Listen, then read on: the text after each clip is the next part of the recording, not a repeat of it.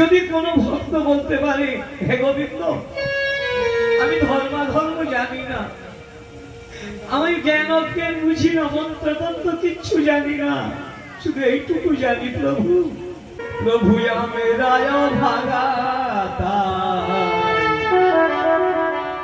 আমার মন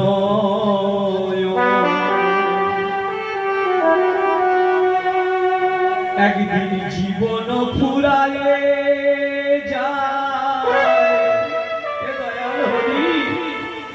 তোমার নাই দর্শন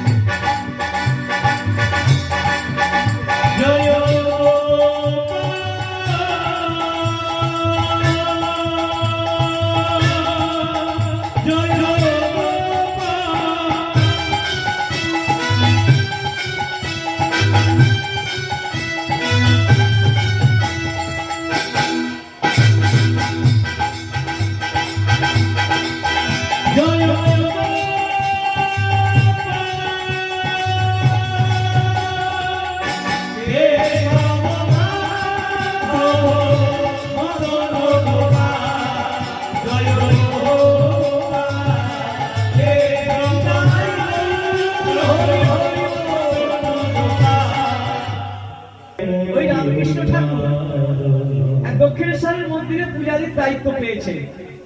পূজা করতে ঢুকছেন, কিরকম পূজা করছে জানেন? মূর্খ বললে ভুল হবে, মহামূর্খ। একটি রেকালিতে কতগুলো ফলমূল, কাশ্মীরি আপেল, সন্দেশ, মিল্কেক, ভালো ভালো ফলমূল যা দিয়েছেন রানীমা, ওই নিয়ে মন্দিরে প্রবেশ করেছে। মন্দিরে প্রবেশ করে কেমন পূজা করছে দেখুন। আগে সন্দেশটুকু, ভালো সন্দেশ দেখতে পেয়েছে, একটু আগে খেয়ে নিয়ে নিজে একটু খেয়েছে জানি, খেয়ে নিয়ে বলছে মা নে না মা, খা না, খা। কেউ পাথরের মূর্তি কখনো খায়? খাচ্ছে না জানেন। যত না খাচ্ছে, খা বলছি, রাগ দেখাচ্ছে, খা বলছি, এখনো বলছি খা। কেন খাবে? রাগ বাড়ছে, বাড়তে বাড়তে অনুরাগ। মেনো আমার একটু খা, একটুখানি খা না, খাচ্ছে। অনুরাগ বাড়তে বাড়তে আসে অভিমান। আর একটু আপেল নিয়ে ওই একটু নিজে খেয়ে বলছে, ও বুঝেছি তুই খাবি রে, আমি বুঝেছি তুই কেন খাস রে, আমি উচ্ছিষ্ট করেছি বলে তুই খাবি রে, নে না মা, নে মা, খা মা, ধর মা। এইটি হলো তার মন্ত্র, জানেন। পাশ দিয়ে যেই যায় বলে লোকটা কি পাগল না কি রে বাবা, হ্যাঁ? মাকে বলছে নে মা, খা মা, ধর মা, নিজে একটু করে খাচ্ছে, তারপরে একটু দিচ্ছে। সবাই ওই যান দেখে, যে দেখে সেই বলে যায় লোকটি মনে হয় পাগল। রামকৃষ্ণের কর্মে কথাটি পৌঁছেছে। আমি মাকে গিয়ে বলছি, জানিস মা, লোকে আমায় কি বলছে জানিস? লোকে আমায় বলছে আমি নাকি পাগল।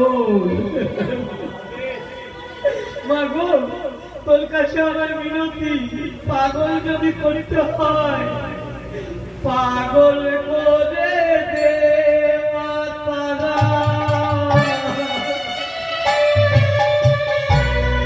ভাবের পাগল করে দে না, এই ভাব